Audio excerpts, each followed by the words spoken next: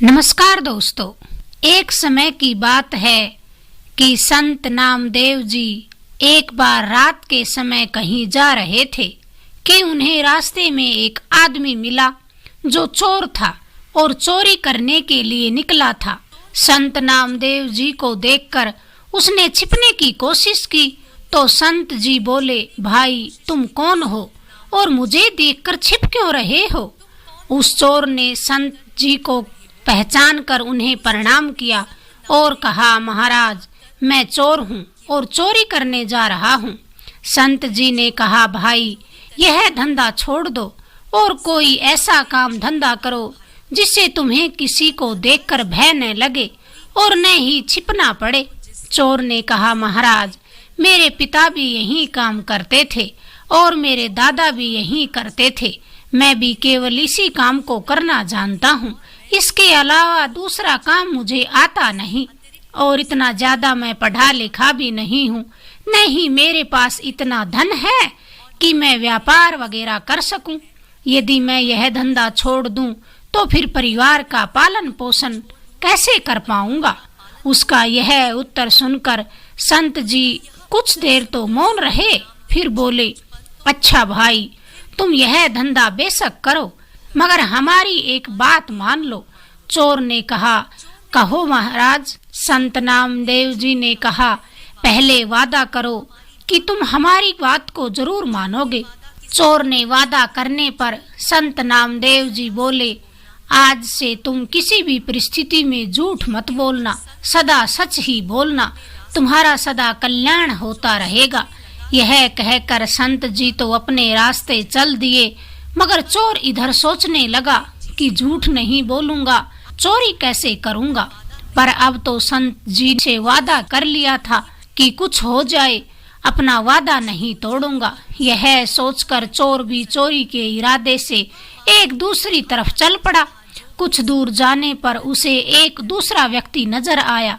वह वास्तव में वहां का राजा था जो भेष बदलकर नगर का भ्रमण कर रहा था। उसने भी चोर को देख लिया था। राजा ने उस चोर से धीरे से पूछा, तुम कौन हो और इस रात के अंधेरे में कहाँ जा रहे हो? चोर मन ही मन विचार करने लगा कि झूठ तो मैंने बोलना ही नहीं है।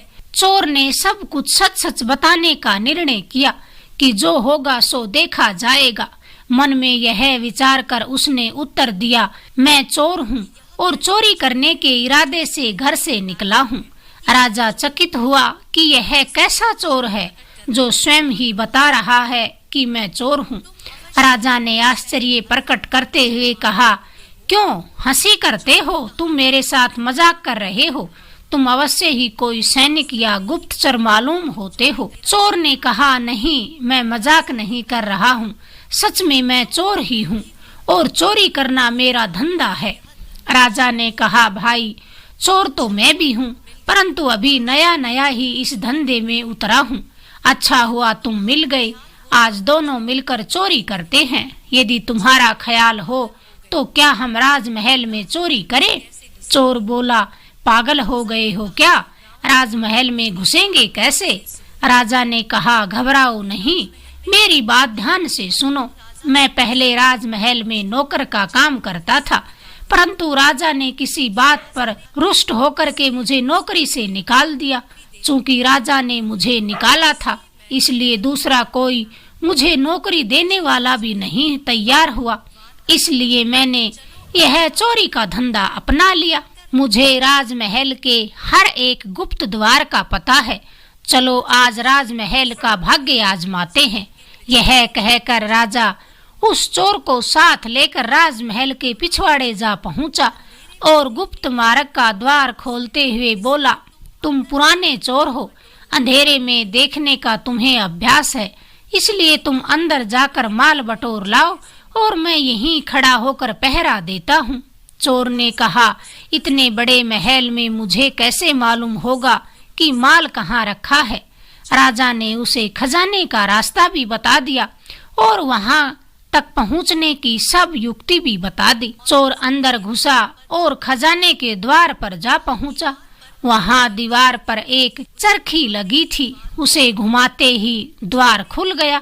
चोर ने देखा वहाँ अनेकों बड़े बड़े मजबूत बक्से रखे हैं, जिनमें बड़े बड़े ताले भी लगे हैं।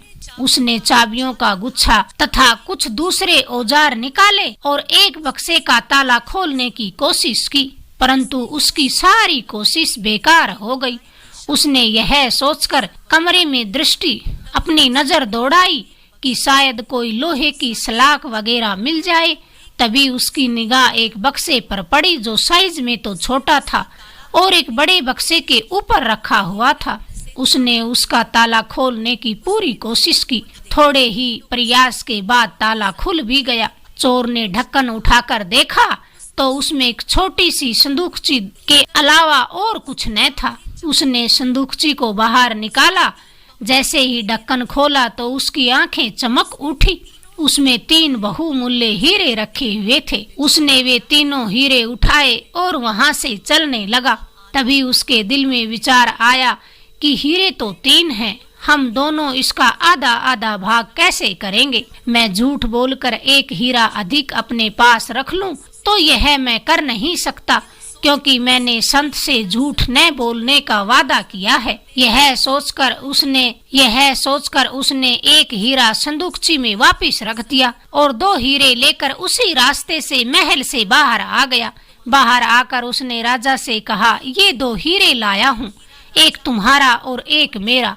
यह कहकर चोर ने एक हीरा राजा के हाथ में थमाया और दूसरा अपने हाथ में लेकर के चला गया। उसके बाद राजा ने सोचा कि हीरे तो उस संदूकची में 3 थे, फिर उसने यह क्यों कहा कि मैं 2 हीरे लाया हूँ, चलकर देखना चाहिए। यह सोचकर राजा वहाँ गया तो क्या देखता है कि एक हीरा संदूकची में ही रखा है। राजा बड़ा हैरान हुआ कि यह कैसा चोर है जो चोरी भी करता है और सच भी बोलता है।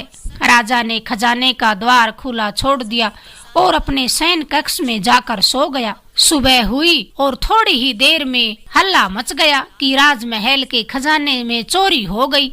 राजा ने अपने मंत्री को बुलाया और चोरी के बारे में बतलाते हुए कहा कि खजाने का द्वार खुला हुआ मिला है, अवश्य यह किसी भेदी का काम है, शीघ्र ही इसकी जांच करो और चोर को भी पकड़ो।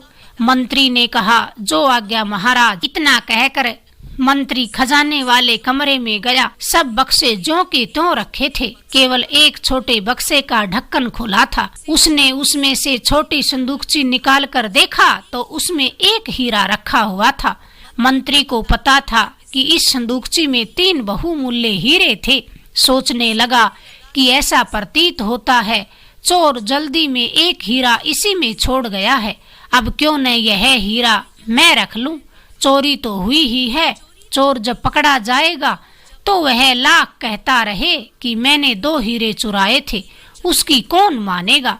यह सोचकर मंत्री ने हीरा अपनी जेब में डाल लिया। आकर राजा को सूचना दी कि महाराज, सभी बक्से तो सुरक्षित रखे हैं, केवल एक छोटा बक्सा खोला गया है जिसमें 3 हीरे रखे थे और वे तीनों हीरे चोर ले गया। मंत्री की इस बात को सुनकर राजा मुस्कुरा दिया। थोड़ी देर बाद उसने मंत्री को शीघ्र ही चोर की तलाश करने का आदेश भी दिया। तलाश शुरू हुई। खोजियों द्वारा जल्दी ही चोर को पकड़ लिया गया और राज दरबार में फिर पेश भी किया। राजा ने चोर से पूछा, क्या रात को तुम्ही ने राजमहल में घुसकर चोरी की है। चोर ने हाथ जोड़कर कहा, जी हाँ राजा साहब, चोरी तो मैंने ही की है और मैं इसका दंड भुगतने को भी तैयार हूँ, परंतु मेरे साथ एक अन्य चोर भी इसमें शामिल था। मंत्री ने पूछा, वह कौन है, उसका नाम बताओ। चोर ने उत्तर दिया, मैं उसका नाम नहीं जानता और न ही मैं यह जानता हूँ कि वह रहता कहाँ है। रात को पहली बार ही उससे मेरी मुलाकात हुई थी और उसी ने गुप्त द्वार से खजाने तक पहुँचने का मुझे रास्ता बतलाया था। मंत्री कहने लगा, वाह, तुमने बड़ी अच्छी कहानी गढ़ी है। उसका नाम और पता जल्दी बताओ, वरना अभी की अभी खाल खिंचवा दी जाएगी। चोर ने कहा, आप जो सलूक मेरे साथ करें मुझे मंजूर है, मगर मैं सच कहता हूँ कि मुझे उसका नाम पता बिल्कुल मालूम नहीं। मैं रात की सारी घटना आप लोगों को सुनाता हूँ। यह कहकर चोर ने रात की सारी घटना का ज्यों का त्यों वर्णन कर दिया और वह हीरा जो उसके पास था निकाल कर राजा के आगे भी रख दिया। सब बात सुनकर मंत्री क्रोध से भड़क उठा। तुम चोर हो, तुम्हारी बातों पर विश्वास करना बेवकूफी होगा। तुम कहते हो कि तुमने 2 हीरे चुराए थे, उसमें से एक हीरा अपने साथी को दिया, परंतु चोरी तो 3 हीरे हुए हैं, फिर तीसरा हीरा कहाँ गया? चोर के कुछ कहने से पहले राजा बोल पड़ा, मंत्री जी, यह चोर ठीक कह रहा है। हीरे 2 ही चोरी हुए थे और उनमें से एक हीरा अपने साथी को इसने दे दिया और एक स्वयं इसने अपने पास रख लिया। इसका सबूत यह है कि रात में इसका साथी मैं ही था। मैं रात को भेष बदलकर जब नगर में घूम रहा था तब इस चोर से मेरी मुलाकात हुई। जो हीरा इसने मुझे दिया था वह यह रहा। यह कहकर राजा ने अपनी जेब से हीरा निकाला और सबके सामने रख दिया। दरबार में अब सन्नाटा सा छा गया। राजा थोड़ी देर चुप रहे, फिर बोले, जब यह मेरा हिस्सा मुझे देकर चला गया तो मैंने खजाने में आकर उसकी जांच की कि यह झूठ बोल गया है कि सच में। मुझे वहां पहुंचकर यह देखकर बड़ी हैरानी हुई कि तीसरा हीरा संदूकची में रखा था। मंत्री जी, वह हीरा आप अपनी जेब में से निकालिए। राजा ने यह कहा कि सब दरबारियों की नजर मंत्री की तरफ घूम गई। अब भय के मारे मंत्री थर-थर कांपने लगा। राजा के आदेश से हीरा उसके बरामद कर लिया गया और चोरी के अपराध में उसे जेल में डाल दिया गया। थोड़ी देर बाद राजा ने चोर से कहा, तुम चोरी भी करते हो और फिर सच भी बोलते हो, इसका रहस्य क्या है? चोर ने संत से मिलने वाले सदा सच बोलने का वादा करने का संपूर्ण वृत्तांत राजा को सुना दिया।